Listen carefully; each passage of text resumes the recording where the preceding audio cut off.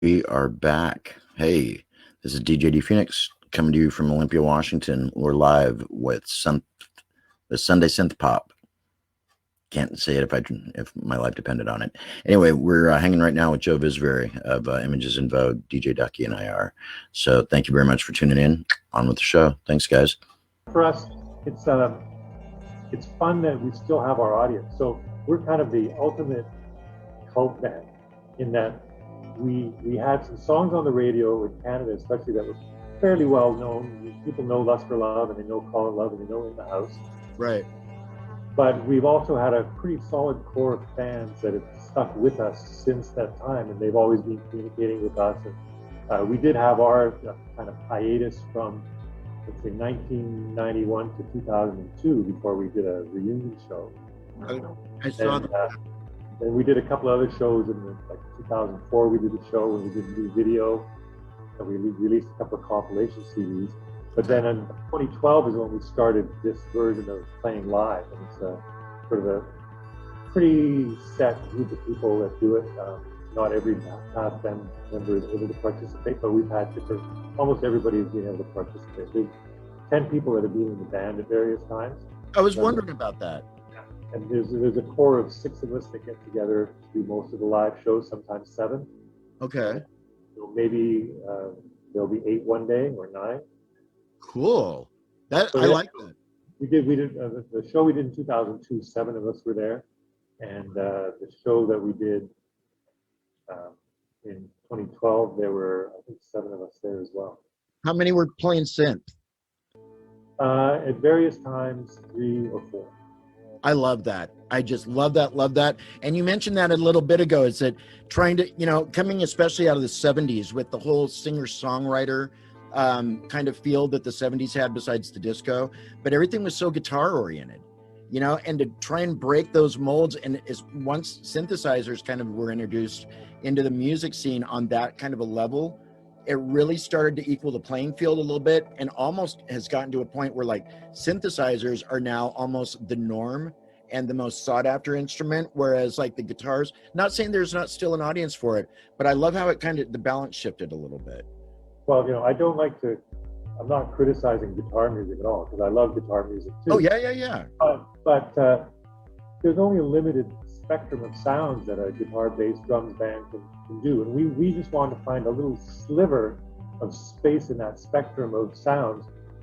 But of course, as soon as there were 5 synth bands, everybody said, "Oh, you all sound alike," right? So, there's 5 million guitar bands. They don't sound alike. No. Yeah, exactly. There's plenty of room for synth bands. Plenty of room for lots of synth bands. No doubt. So we wanted to stake out our little zone and do what we do and stick to it, which of course wasn't necessarily the most commercial way of approaching it. We always consider songs like Lust for Love or Call It Love or In the House, which are our best known songs, weren't the core of what we did. We were kind of a wrong pop band. We didn't play pop music properly. We did it wrong, but that's what made it a little bit more different in the long run, especially in Canada. There were not a lot of synth bands anyway. Not really. So we were all quite different from each other. The ones that had got to the level that we were at, or above, stranger bands or Spoons. You mentioned Spoons, and so that is a band that I was completely unfamiliar with until a good buddy of mine introduced them to me maybe in 2002, 2003. Spoons were completely off my radar, and I really got into them and fell in love with them, and I'm just now checking you guys out, and I'm really, really loving it, and getting little Human League vibes there, here and there. Early Human League was a huge influence on us. Yeah, early Human League. But you guys, I don't mean to make it seem like you guys are the youngins and the guy. I mean, you were right there almost as early as they. They started in ’79, I think, right? And you're there 81. Yeah. You're not too far behind. Yeah. Well, Vancouver, we're pioneers, but we're as little isolated in Vancouver as you can be. Like Seattle and Washington, you get a lot of bands starting their tours there. Their North American tours will start there. Right. It's hassled across the border. So a lot of bands didn't to come to Vancouver. So we didn't see a lot of bands, and we just heard on our college radio stations all these new bands that were doing electronic music and the newer music of 78, 79, kind of the first post-punk wave of music. And we just absorbed that all and integrated all of that into our little scene. It was a really little scene. There was like, for us, it was easier to go to Calgary, which is 800 miles away, than to go to Seattle to do a show. And so for us, like that was want to do a weekend tour. Okay, we're going to drive 800 miles to Calgary, another 200 miles to Edmonton, and then 1,000 miles back. And that's like, 3 shows. We did Vancouver as part of that. It was crazy. Wow. So, like I said earlier, we didn't play a lot in the early days of the band. We just recorded our songs. But definitely, we were also not, we were hearing all these bands, but we weren't really, they were quite new to us. I remember the day that we first got together with the guys and we were talking about forming the band was the day that the first Depeche Mode single came out. And I remember our drummer Kevin coming in, look, Dreaming of Me. It's like, I got this at the import store. And then I think he had the Planet Earth 7-inch as well. Really? That was like a big deal. So we were all music collectors and listening to all that kind of stuff, just going to import shops all the time. We used to make monthly trips to Seattle to the record stores at the university. Wow. Copies of records and bootlegs and all that kind of stuff, like going way back to 75 even. That's so funny though that you came over the border to our state to get some cool music. When I've been to Canada a number of times back in the early 80s, when I found some of the coolest stuff. In fact, I found one of the Images in Vogue albums up there at one point on one of my trips. And Strange Advance, my stepdad actually brought it back with him for me on a logging trip right after Worlds Away came out. And so, it's like I was going north over the border and you guys were coming south. Well, we couldn't get bootlegs at all. And so as a keyboard player, we liked prog rock a lot. So to get a Genesis or a Yes bootleg or a King Crimson bootleg, those were just amazing treasures. So we'd come down, we'd sleep at a rest stop on the highway, and then spend the day shopping for records. So definitely, that was the late '70s for me, and especially then when the punk rock records were starting to come out, and the new record stores in the university. We spent a lot of time there. No doubt. And what an amazing fun time to be alive and to be part of the scene for sure. Yeah. So what I should do, let me get a quick, let's do a quick break. I'm going to do a station ID and then we'll come back. All right, well, because speaking of prog rock, which you mentioned just a bit ago, another Canadian band that was completely off my radar until just a few years ago is Saga. And I've kind of gotten into them recently, especially their song "Wind Him Up." I'm a huge fan of that tune because it's very new wavy sounding to me, or supposedly a prog rock band. But what are your thoughts on that particular Canadian band? I really like them.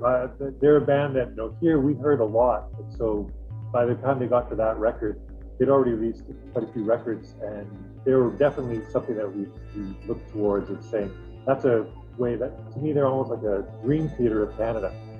Oh, really? Okay. Oh, really? They had the rocking guitars, the big drums, but they still had the great keyboard parts and a great vocalist. Yeah. So that's the band that we've always liked.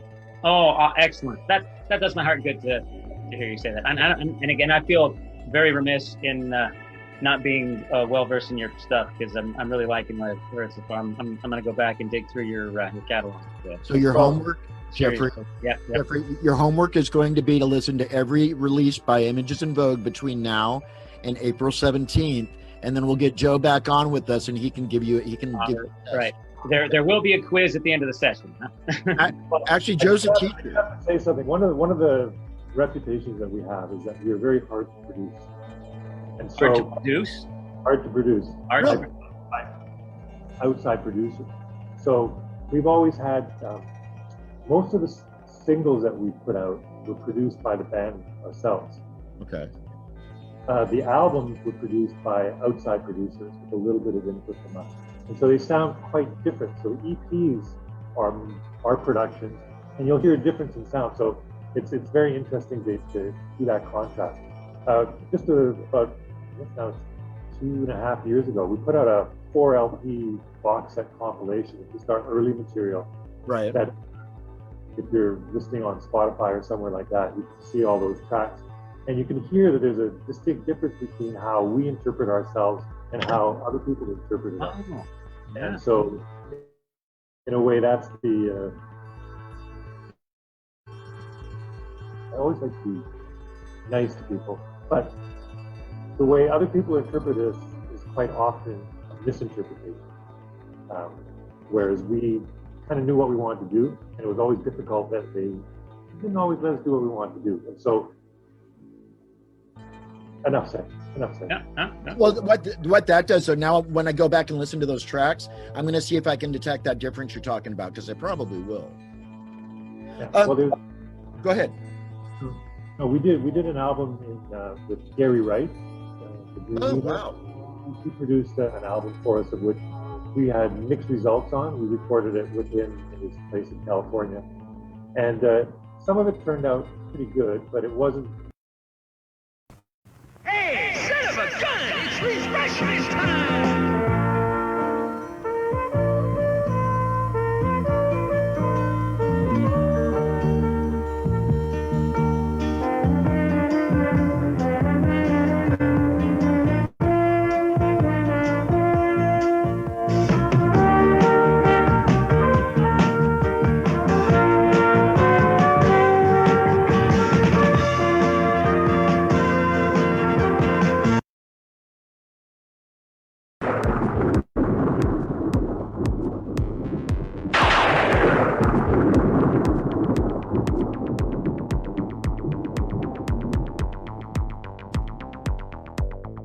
Okay, great. Hey everybody, this is Ivan from Men Without Hats, and you're watching DJ Phoenix on the Groove Zone. Hi, David Story from Real Life here. You're on Neo Retro. How fabulous is that? Ow!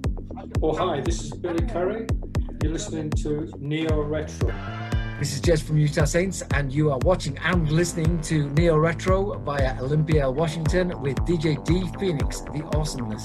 I didn't tell him to say that. Rock and roll. Oh my You're gosh. in the Groove Zone via Olympia, Hi, this is Washington. Clive Farrington, original member of When in Rome, actually called Farrington and Mann now. You're listening to Neo Retro. Ow! Hi, this is Andrew Mann from Farrington and Mann, and you are listening to Neo Retro. Ow! This is Drew from Strange Advance. Hi, this is Ted from Book of Love, and you're listening to Neo Retro FM. We are the Groove Zones, Neo Retro, Olympia, Washington. Hi, this is Debian from Colorbox, and you're hearing me daily on Neo Retro. Yes, you are.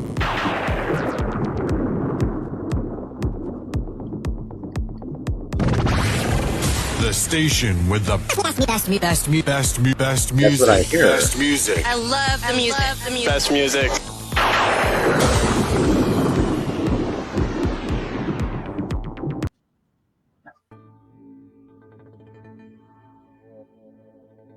Yeah, and so of course, that's why our success was moderate. Okay. As opposed to overwhelming. Yeah. Well, because you were difficult to produce and wanted your stuff to sound the way you wanted it to. Exactly. And I wasn't maybe commercial enough according to the label there. Part of it. That's part of it. Commercial enough, but also, we were trying to get producers like from England, or we tried to get Iva Davies from Ice House to produce, and it didn't work out. So they offered us Canadian producers or certain American producers that could get us onto American radio. But of course, when you calculate it like that, it can backfire. Yeah. Yeah. You mentioned something earlier though too, Joe, and I think that that's true, is that there's nothing wrong with being that cult band, to being more of a cult favorite. Sometimes I think the longevity of a cult band over even like a popular mainstream band is a lot longer than somebody say. People are going to love the smaller bands more than they're going to love, say, Bryan Adams forever. I think our fans have stuck with us for the 35, 40 years because we're we're that small restaurant that you love to go to, not the big chain restaurant that everybody goes to. Yeah, not like Color Me Bad, for instance.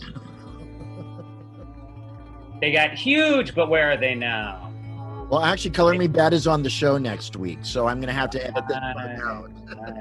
I don't know if I can do. I don't know if I can do that interview. I don't know if I could keep a straight face. I'll hold off. Joe, what was that? Were you saying? So I was just, we don't say there's anything wrong with commercial success because, of course, you've got to make a living and you want to. Yeah, you got to eat. You got to eat. Want to be able to keep doing what you do. True. And if you don't achieve a certain amount of commercial success, then you're not going to be able to continue what you're doing. Oh yeah. So not that we were purposely sabotaging ourselves, but we just had an idea of what we wanted to do.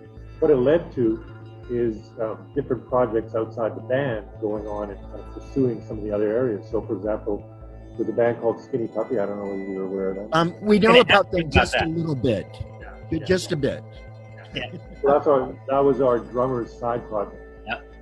And so we went on to do that, and that eventually became much larger than we were because they did what they wanted to do.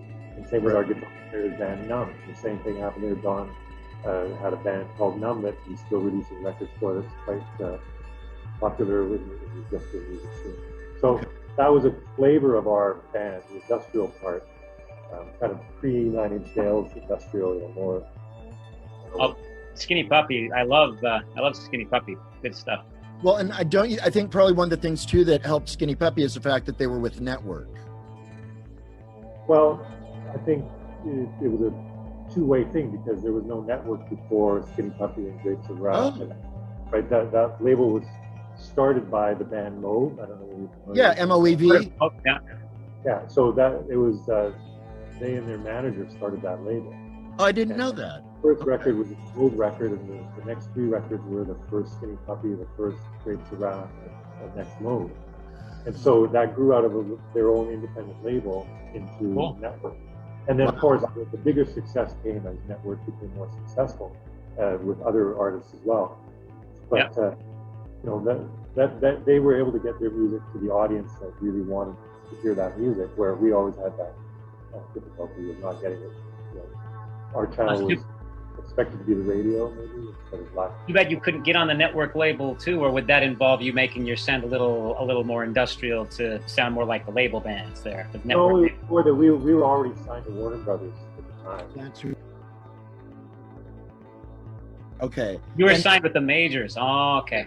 And Quality Records, was that the other label? That was the second label. So we signed with Warner Brothers. They released Lust for Love in that first EP and the first album. Okay. And then after that, we signed with Quality, but Quality got sold, or maybe subsumed is the word for it, by what used to be MCA. Like, I guess that's Universal. MCA, I think Universal bought them. Yeah.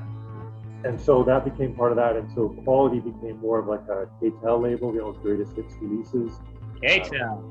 And so we started recording an album for them, and the track we released ourselves later on, but we didn't finish the album because they were not releasing new music anymore on that Quality label. And then we signed with Anthem after that, which was Rush's label. Oh, wow. So our second album was on Anthem. Wake up and meet a new day. Hear the song of the street. Life in the city starts at the center.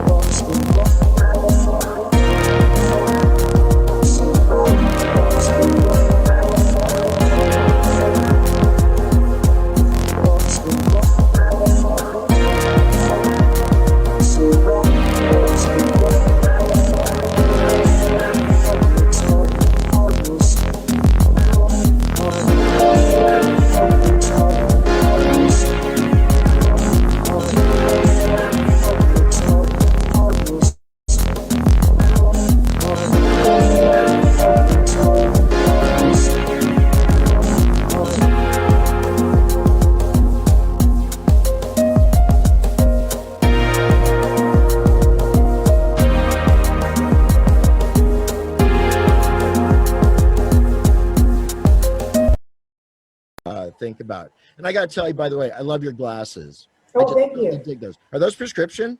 No. Oh, okay. I've been looking at those the whole time. I love those. Those are totally cool.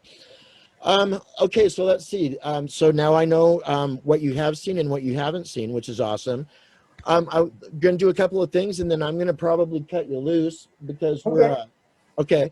I always like to ask my guests for a word to the world with the viewers that are watching today. If you could say anything to them, word of encouragement or whatever, what would it be? Love each other. Just like that. That's pretty simple. Is it easy to do though? No.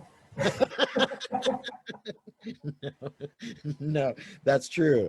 Well, at least we all found out who we can handle an apocalyptic event with over the last years.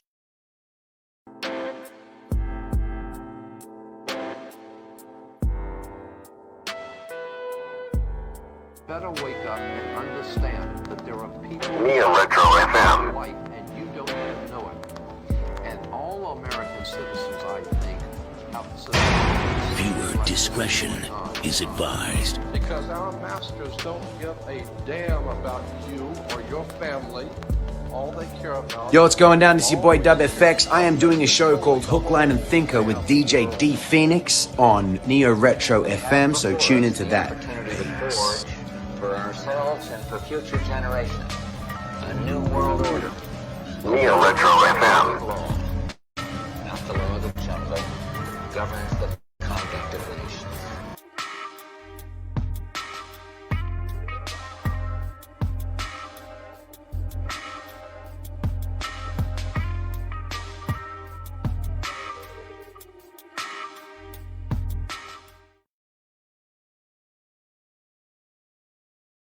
DJ D Phoenix. So you can call me Floyd.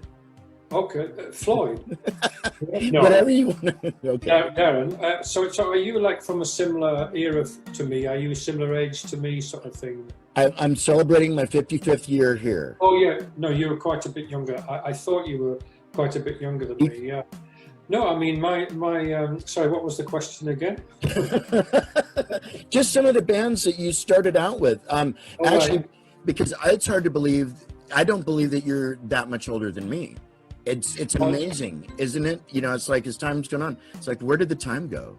Absolutely, yeah. Yeah. I mean, all that time, the bands that were around, I was very lucky. I mean, obviously the 60s was a fantastic time, but I was a bit young for the 60s, although I was very much involved in it in my own way. But I just remember ending up down, I was born up in the north of England, in Huddersfield. Okay. And I quite often, through the 60s, my latter second half of the 60s was to keep coming down to London. And so to cut the 60s out of it, although it was quite a big influence on me, really. Right. I got a taste. I was studying classical music at a college in Huddersfield. Okay. It's quite a crazy place, Huddersfield, really. Some very talented teachers, so I was very lucky. But I mean, to cut to the chase, talking about bands, I mean, I took all that influence that I had got from classical musicians and classical composers and the bands from the 60s. Right. And I found myself in London properly in 1973. To cut to the chase, what I mean is to come forward more to thinking about what was going on in 1980. In the mid-70s, 75, I was rehearsing with what was to become ULTRAVOX. Okay. I was rehearsing with them in a little room in King's Cross from 73 right up until we got a deal with Island Records in 76. Intense times.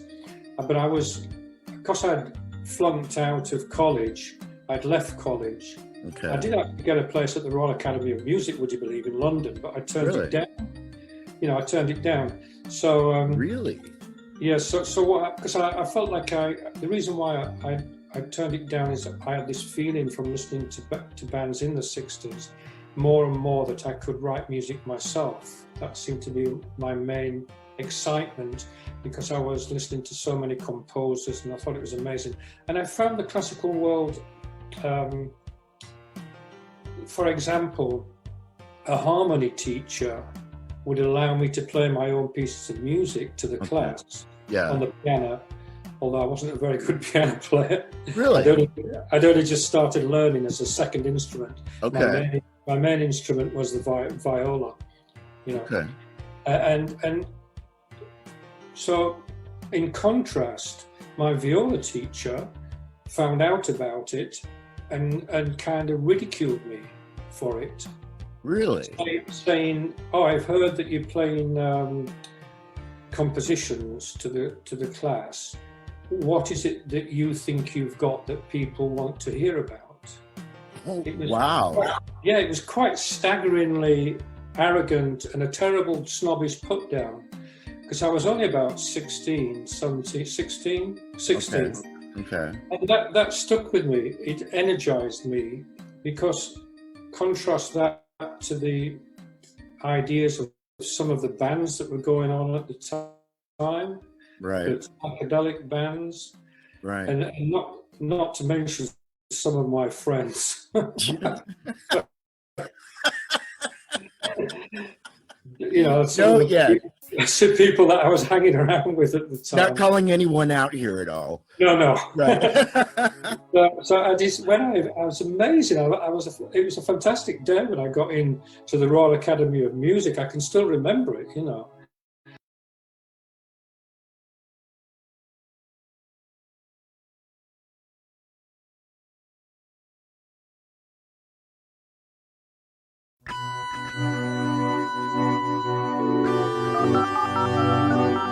This is Earth featuring Roseborough. A new world order.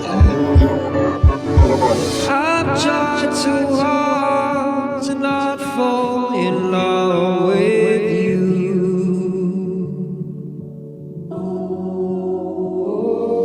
From a place in space that's not like this, where peoples resist this selfishness and kindness replaces of heartless and cantness. With isness I am this, and I will never blow this. I am all there has been and will be this. We have the power to make a new world order. The hour's upon us, and this is a catalyst. For years they've been keeping us apart from oneness, controlled by oligarchy and psychology. You feel me? I resonate deep within you, and I get the key you need to break free. The song's no problem, I'm a receptacle. Think of my brain being like a telephone. No fluoride in my third eye, I'm not blind. I see an energy where you can be, and believe me, you're a magnificent being. I've tried so hard to not fall in love. One moment, an overall sense of knowing will explode. When I'm without you, I'm always just thinking. One moment, an overall sense of knowing will explode. Been here for years, loving on your tear. Think of it like a tube running from your fear. They love it when hatred makes the world go round. They like it when you don't bring your smile. The vibe in space is not like this. In a mix, but each side lives separately. But here the duality is every day. The light is beat down with a frequency. Research it if you don't believe me. Very soon this will not be controversial. Don't be afraid of these new ideas. The whole point of this is they remove all fear. Love lofty, uplifted and uninhibited. Who here thinks that's a good idea? Creator made us for self-expression, excellence. This is my mission. Dress well, feel your best, cause what happens on earth will affect the rest. Feel me without your rational mind, trying to make sense of things all the time. I've tried so hard to not fall in love. One moment, an overall sense of knowing will explode. When I'm without you, I'm always just thinking. One moment, an overall sense of knowing will explode. Aliens sent, they save us. How else could they develop? Advance through love is all that's available. They travel through time, we travel through air. and we will never get there with warmongers. Planet could blow up, but nukes sewn up. Did it happen to them? Did they face extinction? They sort these problems. That's surely this planet. Its product is data, low vibration and constant temptation. Patiently waiting for the chance to debate and make a type of statements that make you believe in aliens. What's the debate? Believe your TV or believe me? Question it all, go through the nauseousness. The war's not guns, it's consciousness.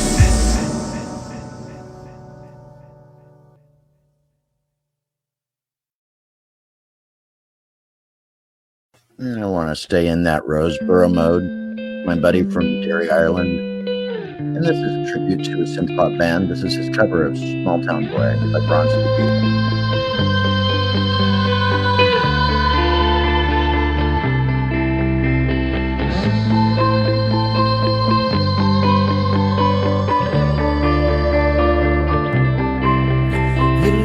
In the morning with everything you want in a little black case, alone on a platform, the wind and the rain on a side, and lonely face.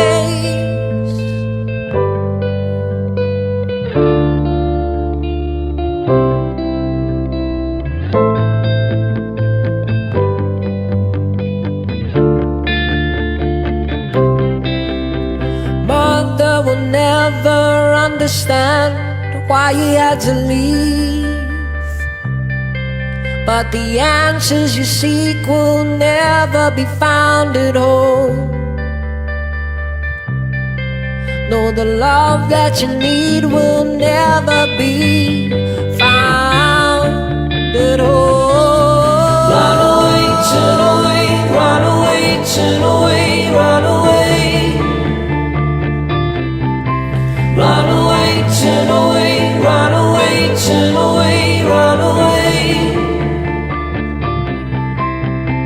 Pushed around, kicked around, always a lonely boy. You were the one they talk about around town as they put you down. As hard as they would try, they'd hurt to make you cry, but you never cry to them, just to your soul.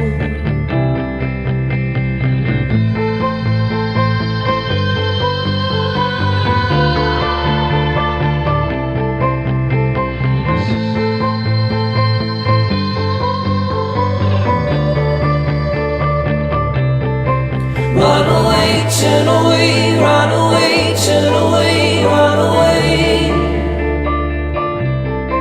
Run away, turn away, run away, turn away, run away. Run away, turn away, run away, turn away, run away. Run away, turn away, run away, turn away, run away.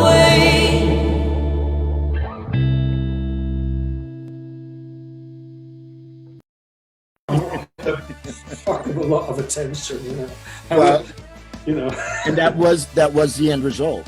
So you did maybe not necessarily how you would have thought in your mind early on, but I'll tell you, young man, what an amazing career you've had. Oh my gosh. And I think that's what's so wild is that it couldn't have been any more opposite from what was happening in the music industry at that point in time, back in the mid-'70s, because it was such a homemade, kind of homegrown type of feel music-wise that was on such a widespread appeal worldwide. And then you had this weird offshoot that was initially like punk and kind of the early avant-garde scene, and that just totally went the opposite direction. It's like such a different, or such a major contrast. And I'm so glad that you did not listen to that teacher at 16 years old. Thanks. Yeah. Because if you had, it would be a much different musical world for us. Yeah, thanks very much. I mean, yeah, that was it really, the fun of writing. I mean, like I said, me and the band, we were called all sorts of different names then, before we were actually called ULTRAVOX. But I remember some things coming up. I didn't get into writing straight away, but the fact that we were all in a room together, all four of us, for so long, eventually my ability came to the fore, but mostly when I managed to get hold of a piano, so I could look at the whole expanse and get into the middle of the band.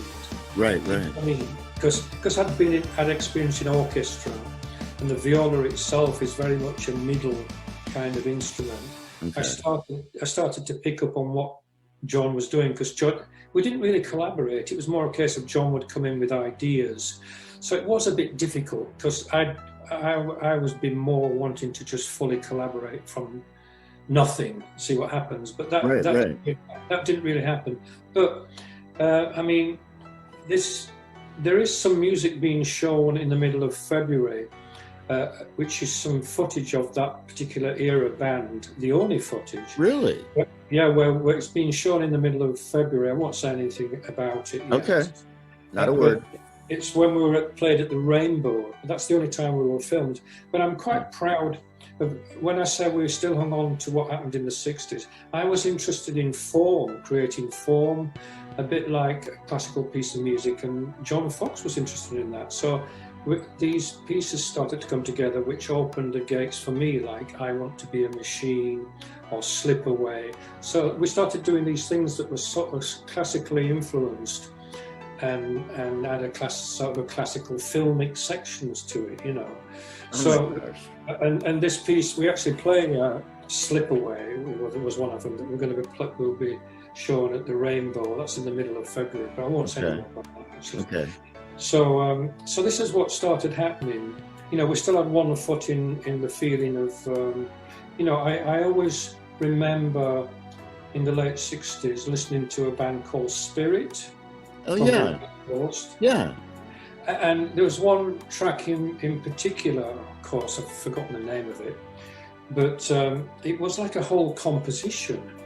And I was like, wow, this is taking my head off a bit. You know, this is in the late 60s. Right. And also the guys came in on I think it was Randy California, I'm not sure, but he came in on a second. And that really intrigued me, because I was never a guy, because the first band I played in when I was 19 was a jazz rock band, and quite often we improvised around the same chords that always had a flattened seventh. Okay. Minor key with a flattened seventh, and so when someone hit me with something different, like a major ninth, right. I was like mind blown, you know. So this guy's Spirit had a big effect on me, and they had a slightly scruffy string arrangement in the background, which I liked as well, because it wasn't too shiny. Right.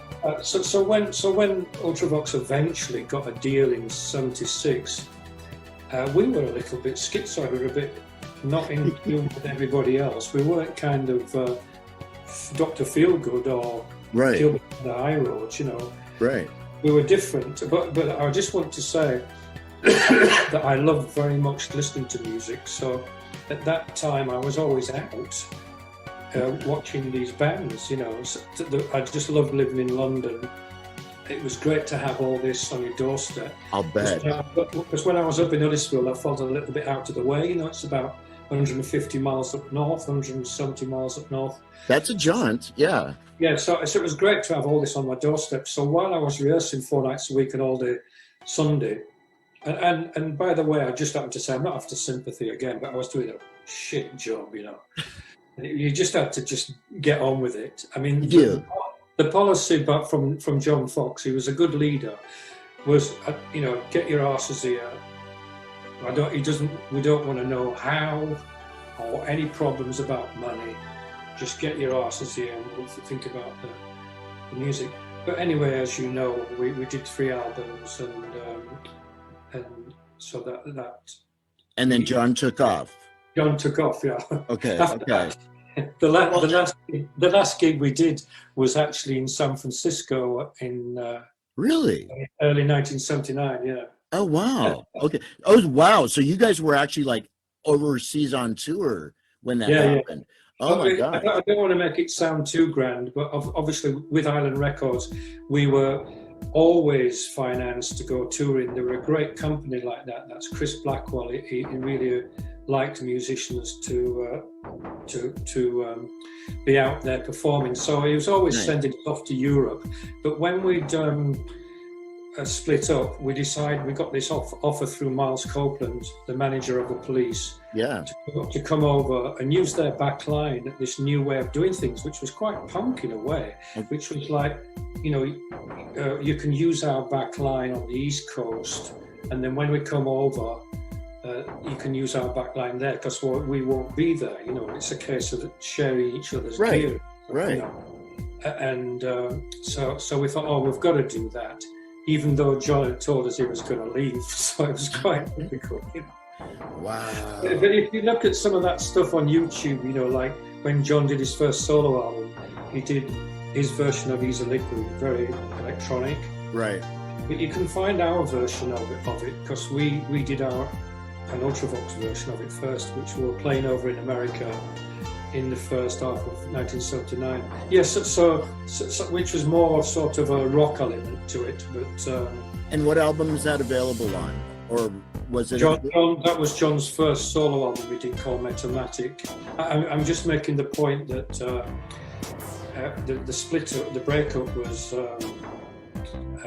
You know, we did Systems of Romance, and then we worked on some, I think 3 tracks, Touch and Go, Easy Liquid. We went over to America and played them there, some new stuff. Right. But, you know, we were getting a little bit more and more off the wall, really. There was one track called Radio Beach, which we didn't actually ever record, but I just remember being over in New York and playing stuff like Radio Beach, kind of very loud, with a drum machine.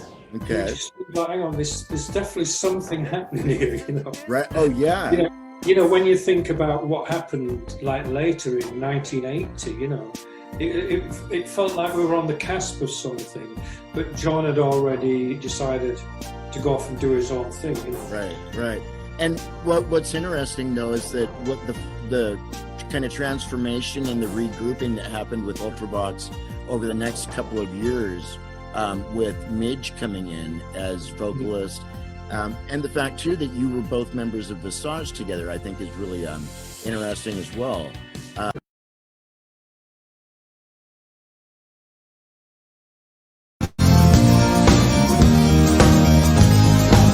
We can go where we want to, and it's young and so am I. I bring a dress real neat from our hearts to our feet, and surprise with a victory cry. We can act like we want to, we don't, nobody will. We can act real rude and totally remember like it is still. We can dance, and everybody's under control.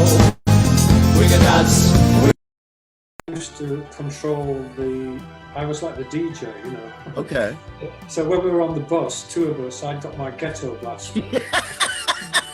And I was blasting out, or anywhere in the dressing room. Right.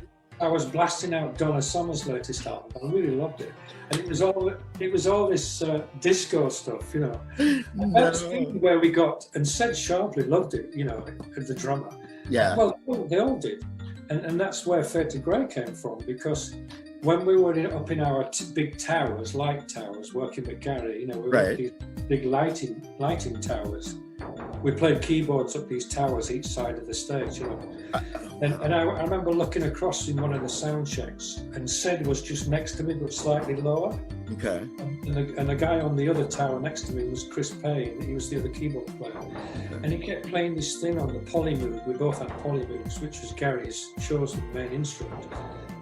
From Cars, remember? Cars? Right. Oh yeah, I totally see this. The polymoog, yeah. Okay.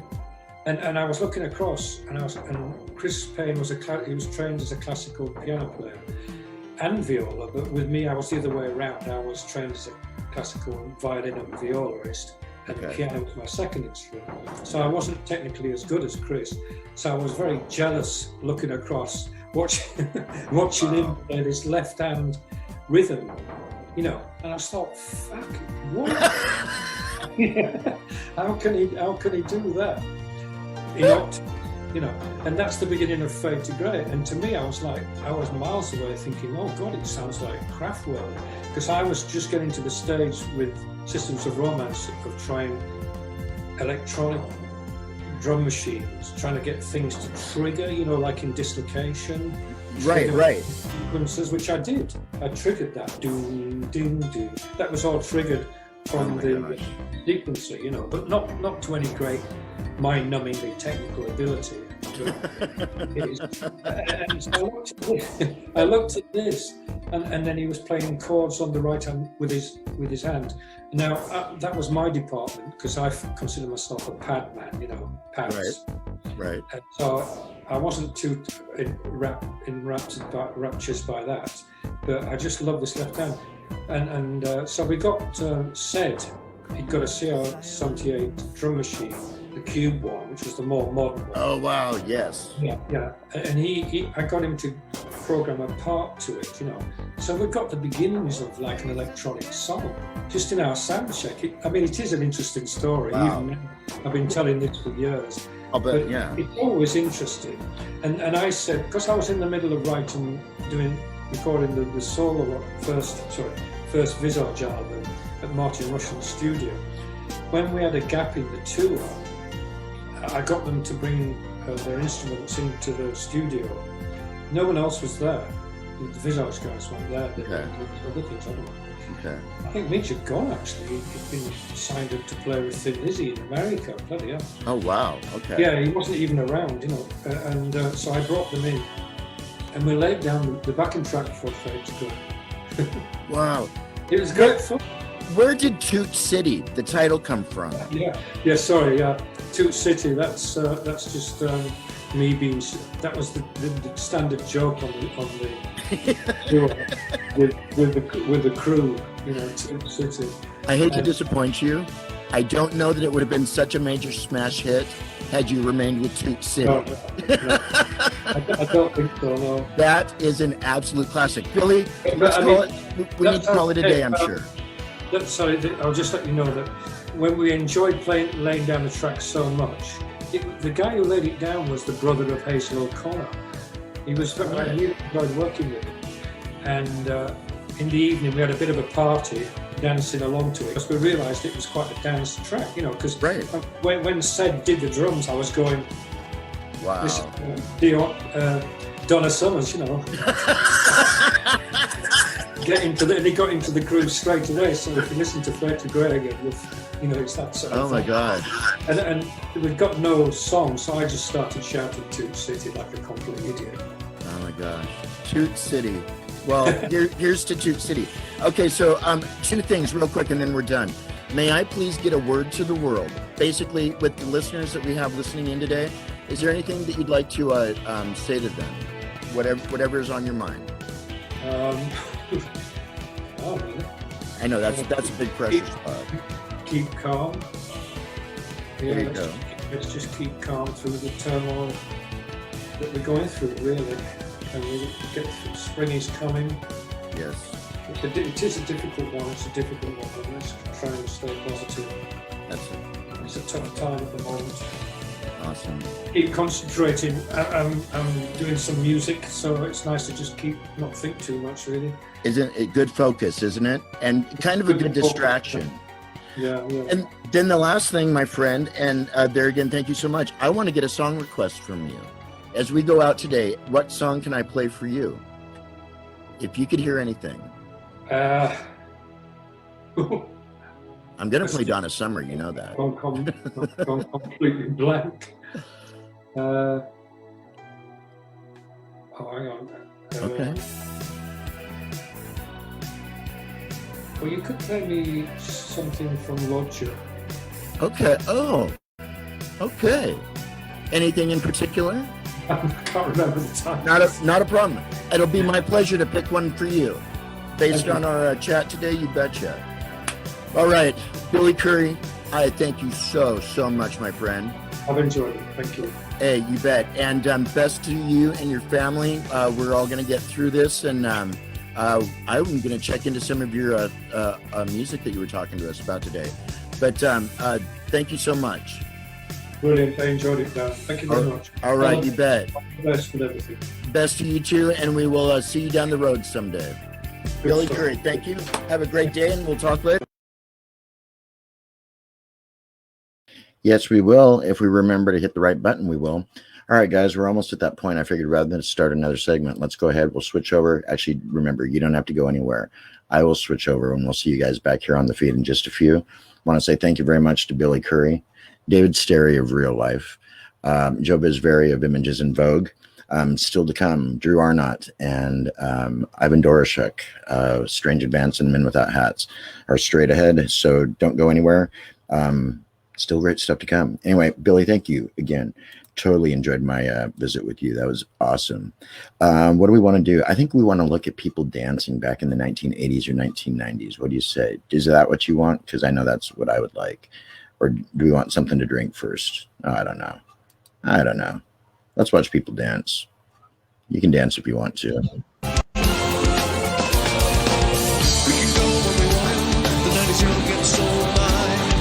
Dress real neat from our hats to our feet. It's a present with a victory cry. I say we can act if we want to. If we don't, nobody will. You can act real rude and totally removed. You can act like an imbecile. We can dance, everybody's out of control. We can dance, doing it from wall to wall. We can dance.